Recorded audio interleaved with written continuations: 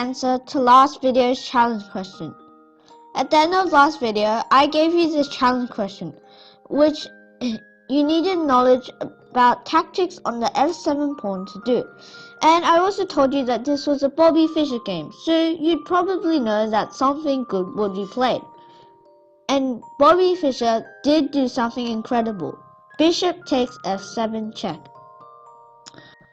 What this move does is that, obviously, if black doesn't take thanks to the free pawn, and if black does take with the rook, then white can play queen to c4, and there's no good way to prevent white from winning the rook on f7. I mean, black can play a move like knight to d5 and not lose the rook entirely, but it doesn't help much. So that's why black decided to resign on just the 10th move of the game. In this video, I will be telling you about common checkmate patterns that you'll probably need to use in your game.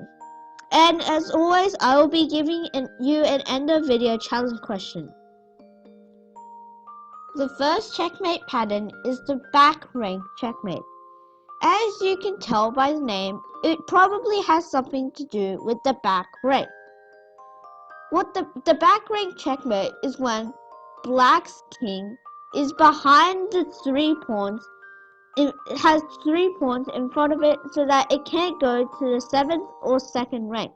Now, the black king doesn't always have to be on the G file, it can also be on the H file. But the back rank mate involves the rook or the queen.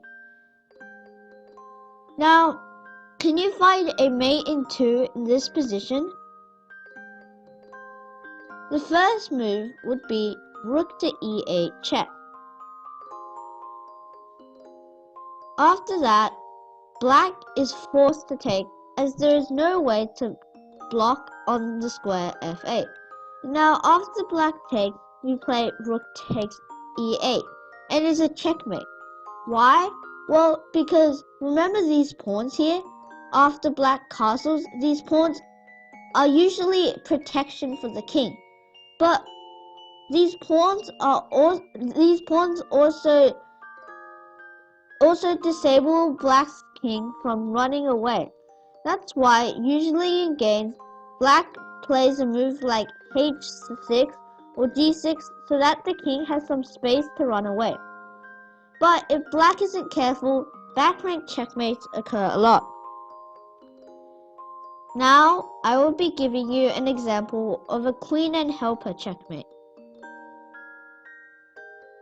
Now, you know in my video about piece values that the queen is the best piece in our army. But the queen can't checkmate the opponent by herself. That's why she usually needs a helper. And the helper will assist the queen in checkmating. Now, can you find a move for white in this position that will force checkmate?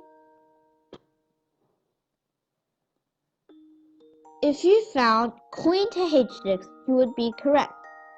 What queen to h6 does is that, firstly, it is guarding the f8 square so black king can't escape, and secondly, white is threatening to checkmate on g7. Notice that the bishop here is supporting the queen. If it wasn't there, then on g7 would only be attacked. There would be no defenders for the queen, so black could just take. But now there is no way to stop checkmate. I mean, black could give up his queen and hope that white takes with the queen, but as long as white takes with the king, checkmate will be forced on the next move. Now, I will be giving you an example of an opera mate, which is not as common as these two I have shown you, but still it is played a lot. The opera mate gets its name from a famous game that Paul Morphy played. Now, obviously, since Paul Morphy played it, this mate can also be called the Morphy mate. Now, have a look at this position. Rook to d8 would be checkmate if it wasn't for the fact that the knight on c6 is guarding that square. So what move can you play that removes the defender? This one should have been pretty easy. Bishop takes c6, removes the knight, and we are threatening to play rook to d8 checkmate on the next move. But since this is a check, black doesn't, and since this is now, black actually doesn't have any moves with his king right now, so he's forced to take with either the bishop on b7 or the queen on b5. It doesn't matter what piece he takes with, it doesn't make a difference. Let's just say he takes on c6. Now we can play rook to d8, checkmate. Now, the ultimate is basically when a rook is supported by a bishop and the square in front of the king is also defended by the bishop. Now I will be showing you an example of Arabian mate. The Arabian mate is a checkmate that involves a rook and a knight. Now we have both of these pieces in this position, so you'll probably guess that there will be an Arabian mate in this position. Now have a look. Rook to c7 would be checkmate if it wasn't for the fact that the bishop on d6 is defending it. And if only we could remove that bishop. But we can actually remove it with the move knight takes g6, check. Because it is a check, black doesn't have time to do another move to defend h7. Therefore, he must play the only legal move in this position, knight takes g6. And now we can finally play our Arabian checkmate, rook to h7 checkmate. Now, have a look. The knight here on f6 is defending the rook on h7 and defending the square g8, not allowing the king to escape. This is a very key factor in Arabian mates, because if the knight was on g5, the king would be able to escape to g8. So you have to make sure that the knight is defending both the rook and the escape square.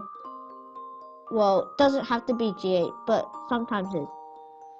Now I will be giving you the end of video challenge question, which as always will be resolved in the next video. This video's end of video challenge question is like many others. This video's end of video challenge question is related to the topic of this video, checkmate patterns.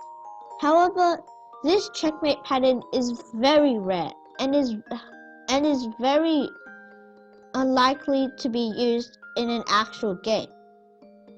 In case you want to know, this checkmate is called Anastasia's checkmate, named after a princess called Anastasia.